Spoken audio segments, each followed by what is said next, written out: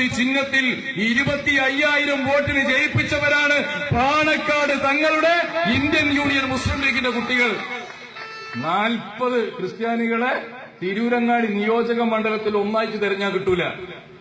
അവിടെയാണ് AK ആന്റണിയെ സുരക്ഷിതമായ ഒരു മണ്ഡലം നിങ്ങൾക്ക് അവിടെ ഗ്രൂപ്പ് അടിച്ചിട്ട് ഓരിച്ചാൽ മതി. കരുണാകരനെ മാറ്റി ആന്റണിനെ നിങ്ങൾക്ക് തീരുമാനിച്ചാൽ മതി. ആന്റണിനെ ജയിപ്പിക്കാൻ കേരളത്തിൽ സീറ്റ് ഏത് നിങ്ങൾ നോക്കിയല്ലോ. 140 മണ്ഡലത്തിൽ രാജിവെക്കാൻ തയ്യാറുള്ള ആരും ഉണ്ടായിരുന്നില്ലല്ലോ. കൊടുത്തല്ലോ. ഞങ്ങൾ വിളിച്ചുകൊണ്ടുവന്ന് വാ ഞങ്ങൾ തരാ സീറ്റ് എന്ന് പറഞ്ഞിട്ടാണ് ഞങ്ങളുടെ നടുക്ക സ്റ്റാൻഡ് എടുത്തു കൊടുത്തത്.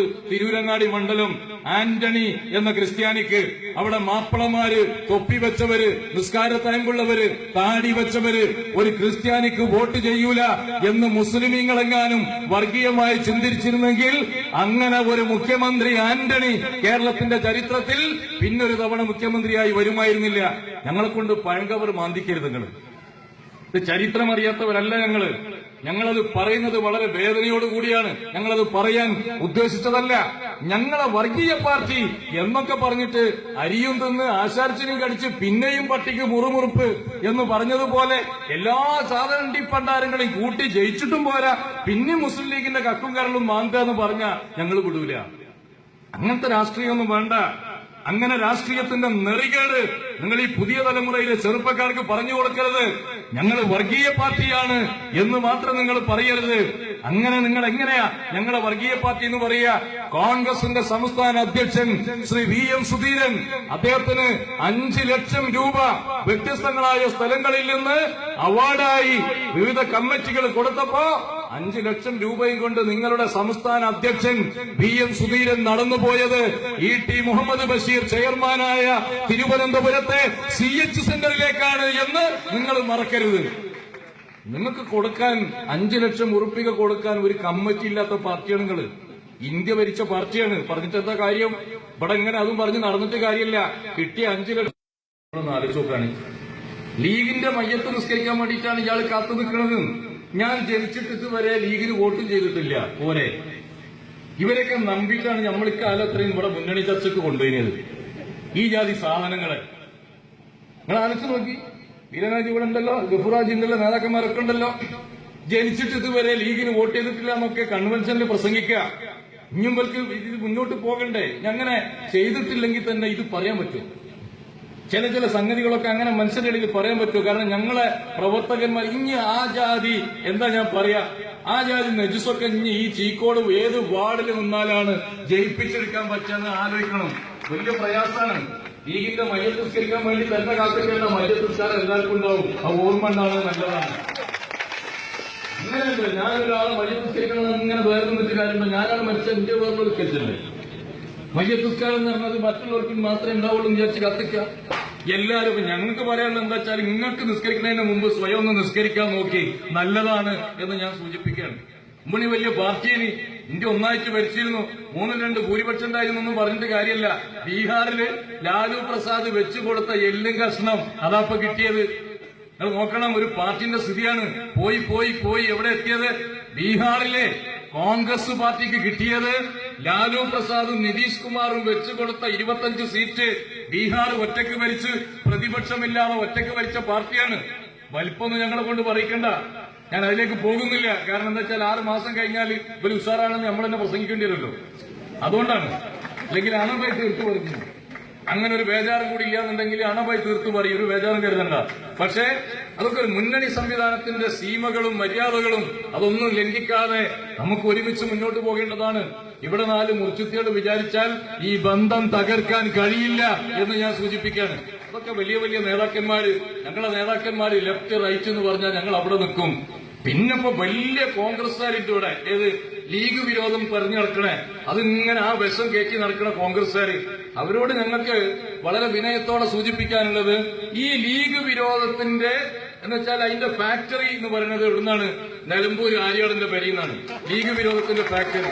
അല്ല, ആ ഫാക്ടറിന്റെ തൊട്ടു താഴെ നിലമ്പൂർ മണ്ഡലത്തിൽ ഞങ്ങൾ കോണി ചിഹ്നത്തിൽ മത്സരിച്ചത് നിലമ്പൂർ മുനിസിപ്പാലിറ്റിക്ക് 9 സീറ്റിലാണ്. ആ 9ഉം ആ ഫാക്ടറിയിലെ വിരോധം മാറ്റിവെച്ച് ആര്യാടൻ മുഹമ്മദ് ജയിപ്പിച്ചിരിക്കുന്നു എന്ന സന്തോഷം ഞങ്ങൾ നിങ്ങളോട് പറയാം.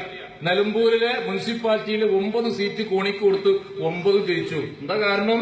ബാപ്പുട്ടിക്ക് നിയമസഭ കാണണമെങ്കിലേ അത് വേണ്ടി വരും എന്നുള്ള നല്ല ഓർമ്മയുണ്ട്.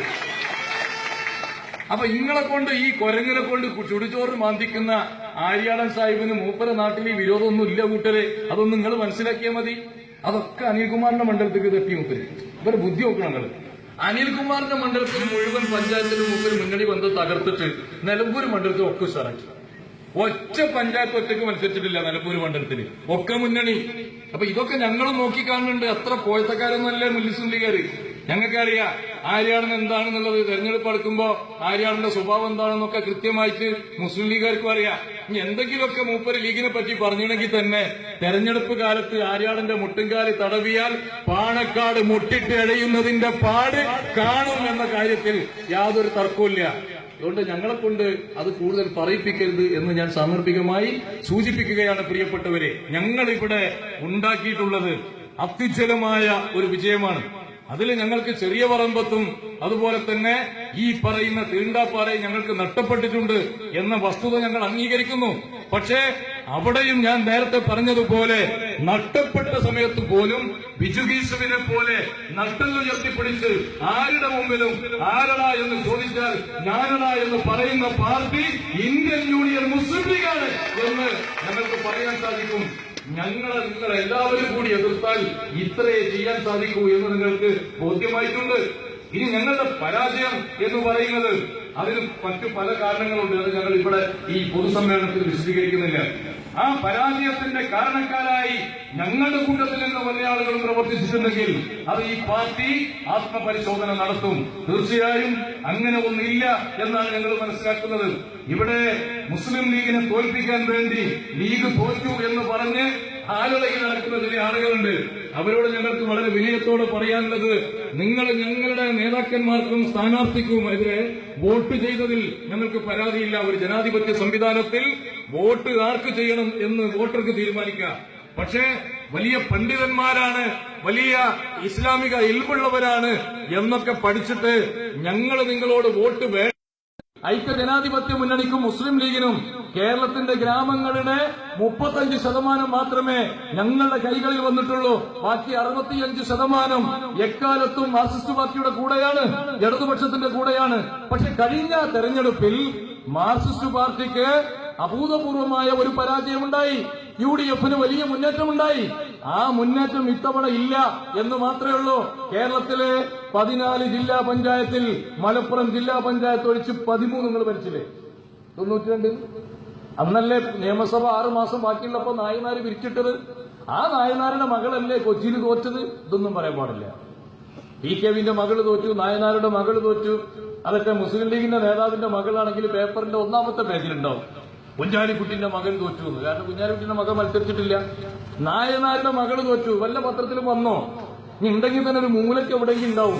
ശശികല ടീച്ചർ എന്ന് പറഞ്ഞിരുന്ന ഒരു വിശകല ടീച്ചർ ഉണ്ടായിരുന്നു BJPന്റെ, തോറ്റു തുന്നമ്പാടി. ഇതൊന്നും പത്രത്തിൽ വന്നിട്ടില്ല. ഞങ്ങൾ കുറച്ച് പറയാനുണ്ട്. ഞങ്ങൾക്ക് സമയവും സന്ദർഭം കിട്ടട്ടെ. ഞങ്ങൾ പൊതുയോഗം കൊണ്ട് അവസാനിപ്പിക്കണില്ല. ഇൻഷാ അല്ലാഹ് ഈ പഞ്ചായത്തിലെ എല്ലാ വാർഡിലും ഞങ്ങൾ പൊതുയോഗം വെക്കും. ഞങ്ങൾക്ക് പറയാനുള്ളത് എല്ലാ വാർഡിലും, തീണ്ടാപ്പാറ മാത്രമല്ല, എല്ലായിടത്തും ഞങ്ങൾ പറയും. കാരണം ഇപ്പൊ എല്ലാവരും ടാർഗറ്റ് മുസ്ലിം ലീഗാണല്ലോ. ഒന്ന് നിങ്ങൾ മനസ്സിലാക്കുക, മുസ്ലിം ലീഗ് CH പറഞ്ഞതുപോലെ നിങ്ങൾ എല്ലാവരും കൂടി എത്ര ഊക്കിൽ മുസ്ലിം ലീഗിനെ എതിർക്കുന്നോ അത്രയും ഉയരത്തിൽ മുസ്ലിം ലീഗ് ഈ രാജ്യത്ത് പാറിക്കളിക്കുക തന്നെ ചെയ്യും. എന്റെ സഹോദരന്മാരെ, ഞാൻ ചോദിക്കട്ടെ, തോറ്റ വാർഡിൽ മെമ്പർഷിപ്പ് ചോദിച്ചു വരുന്ന പാർട്ടി ലീഗല്ലാതെ അള്ളാന്റെ ദുനിയാവിൽ വേറെ ഏതെങ്കിലും? ഇവിടെ തമ്മിൽ 3-4 എണ്ണം തോറ്റ വാർഡിലാണ് ഈ മെമ്പർഷിപ്പ് ചോദിച്ചു വരുന്നത്, തോറ്റോടത്ത്. അപ്പൊ ഞങ്ങൾ ജയിച്ചാൽ എന്താവും സ്ഥിതി? തീക്കട്ടമ്മൽ ഉറുമ്പരിക്കുമ്പോ കരിക്കട്ടന്റെ സ്ഥിതി എന്താക്കുന്നത് ആലോചിച്ച് നോക്കി. അവിടെയല്ല, അങ്ങനെയല്ലേ മനുഷ്യന്മാർ ബുദ്ധിയുള്ളവർ ആലോചിക്കുക. ആളുകൾക്ക് കാര്യങ്ങൾ മനസ്സിലായി തുടങ്ങിയിരിക്കുന്നു. അവർ ലീഗിനെ അംഗീകരിക്കാൻ തുടങ്ങിയിരിക്കുന്നു. ഞങ്ങൾ പറഞ്ഞിട്ടാക്കരുത് മുസ്ലിം ലീഗ് തോറ്റു. മുസ്ലിം ലീഗ് തന്നെ ഉണ്ടായിരുന്നില്ലല്ലോ ഇവിടെ.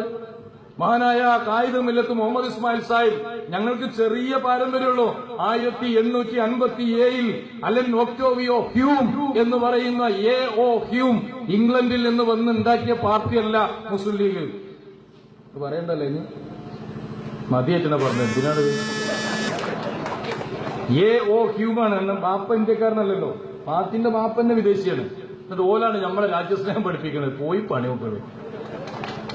കായികമില്ലത്ത് 1948 ഉണ്ടാക്കിയ പാർട്ടിയാ മുസ്ലിം ലീഗ്. ഞങ്ങൾ ഇവിടെ ഒരു ലീഗിന്റെ കൊടി കുത്തണമെങ്കിൽ ഒരു ഗ്രാമത്തിൽ ഇതാ പഴയ കാരണന്മാരുണ്ടല്ലോ, ഈ ചീക്കോട് പഞ്ചായത്തിലടക്കം. പിന്നെയാണ് ഇതൊക്കെ ലീഗിന്റെ കൈകാലിൽ വരുന്നത്, കാൽക്കീഴിനടിയിലാവുന്നത്. ഒരു കൊടി ഞങ്ങളത് കുത്തണമെങ്കിൽ പല കുറേശ്യകളോടും ചോദിക്കേണ്ടിയിരുന്നു. ഈ രാജ്യത്ത് മുസ്ലിം ലീഗ് എന്ന് പറയുന്ന പാർട്ടിയുടെ പച്ചപ്പതാക പിടിച്ചു എന്ന ഒരൊറ്റ കാരണത്തിനാണ് പാണക്കാട് പുതിയ മാളിയേക്കൽ സയ്യിദ് അലവി പൂക്കോയ തങ്ങൾ കോഴിക്കോട് പുതിയറ ജയിലിൽ കിടന്നത്. നമ്മളെ കൊണ്ട് ചരിത്രം പറയിപ്പിക്കണം നിങ്ങൾ. NV അബ്ദുസലാം മൗലവി കോഴിക്കോട് പുതിയറ ജയിലിൽ കിടന്നത് മുസ്ലിം ലീഗ് സിന്ദാബാദ് വിളിച്ചിട്ടാ. ഞങ്ങളെ ഇവിടെ വരുന്ന സമയത്ത് പൂമാലയിട്ട് സ്വീകരിക്കാൻ ആളുണ്ടായിരുന്നില്ല. ഇന്ന് ഞങ്ങളൊക്കെ അള്ളാഹുവിന്റെ അനുഗ്രഹം കൊണ്ട് ഈ കാണുന്ന പദവിയിലെത്തി. MLA-മാരുണ്ടായി, MP-മാരുണ്ടായി, മന്ത്രിയുണ്ടായി, കേന്ദ്രമന്ത്രിയുണ്ടായി. ഞങ്ങളെ തൊട്ടുകൂടാത്തവരായി, തീണ്ടിക്കൂടാത്തവരായി, പടിയടച്ചു, പിണ്ടം വെച്ചു. CH പ്രസംഗിച്ചിരുന്നു, കന്യാകുമാരി മുനമ്പിൽ നിന്ന് ഒരാൾ മുസ്ലിം ലീഗ് എന്ന് വിളിച്ചാൽ ഹിമാലയ സാനുക്കളിൽ സിന്ദാബാദ് പറയുന്ന കാലമുണ്ടാകും. അന്ന് ഇവരൊക്കെ പറഞ്ഞു കോഴിക്ക് മൊലയും വരും. കോഴിക്ക് മൊലൊന്നോ 10 കൊല്ലക്കാലമാണ് ഈ അഹമ്മദ് സാഹിബ് ഇന്ത്യ രാജ്യത്തിന്റെ വിദേശകാര്യ വകുപ്പിന്റെ സഹമന്ത്രിയായിരുന്നത്. പോകുന്നിടത്തൊക്കെ വെച്ചു കൊടി, ലീഗിന്റെ കൊടി. അങ്ങനെ ഒരു കാലം ഞങ്ങൾക്കുണ്ടായി. 10 കൊല്ലം ഇന്ത്യ രാജ്യത്തിന്റെ മന്ത്രിപ്പണിയിലാണ് അഹമ്മദ് സാഹിബിന് കൊടുത്തത്. ഞങ്ങൾക്ക് നന്ദിയുണ്ട് ആ കോൺഗ്രസുകാരോട്, ഞങ്ങൾക്ക് കടപ്പാടുണ്ട് ആ കോൺഗ്രസുകാരോട്. അവരൊക്കെയാണ് കോൺഗ്രസിന്റെ പാരമ്പര്യവും പൈതൃകവും അവകാശപ്പെടേണ്ടത്. അവരാ പറയേണ്ടത് മുസ്ലിം ലീഗ് വർഗീയ പാർട്ടിയാണോ സ്വർഗീയ പാർട്ടിയാണോ എന്ന്. നിങ്ങളുടെ സർട്ടിഫിക്കറ്റ് അല്ല. അതുകൊണ്ട് ഞാൻ സൂചിപ്പിക്കുന്നത്, പ്രിയപ്പെട്ടവരെ, ഈ രാജ്യത്ത് ത്രിതല പഞ്ചായത്തിലേക്ക് നടന്ന തെരഞ്ഞെടുപ്പിൽ മറ്റൊരു രാഷ്ട്രീയ പ്രസ്ഥാനവും നേരിടാത്ത അതിതീക്ഷ്ണമായ തെരഞ്ഞെടുപ്പ് പോരാട്ടമാണ് ഞങ്ങളെന്ന് പറയുന്ന ഒരു ചെറിയ പാർട്ടി ഒറ്റയ്ക്ക് നടത്തിയത്. ആ ചെറിയ പാർട്ടി ഇന്ന് ഈ കേരള സംസ്ഥാനത്തെ ഏറ്റവും വലിയ 3ാമത്തെ കക്ഷിയായി തെരഞ്ഞെടുപ്പ് കമ്മീഷന്റെ വെബ്സൈറ്റിൽ ഇന്ത്യൻ യൂണിയൻ മുസ്ലിം ലീഗ് മാറിയിരിക്കുന്നു എന്ന സന്തോഷത്തോടുകൂടി ഞങ്ങളെ തെരഞ്ഞെടുത്തയക്കാനും ഞങ്ങൾക്ക് വേണ്ടി പ്രവർത്തിക്കുവാനും കഴിഞ്ഞ ഒരു മാസക്കാലമായി രാപ്പകലില്ലാതെ വിശ്രമമില്ലാതെ പണിയെടുക്കുന്ന മുസ്ലിം ലീഗിന്റെ പ്രിയപ്പെട്ട സഹപ്രവർത്തകന്മാര്, നിങ്ങളോട് ഞങ്ങൾക്കുള്ള കടപ്പാട്, നന്ദി എന്ന് പറയുന്ന കേവല വാക്കിൽ ഒതുക്കാൻ ഞങ്ങൾക്ക് കഴിയില്ല പ്രിയപ്പെട്ടവരെ.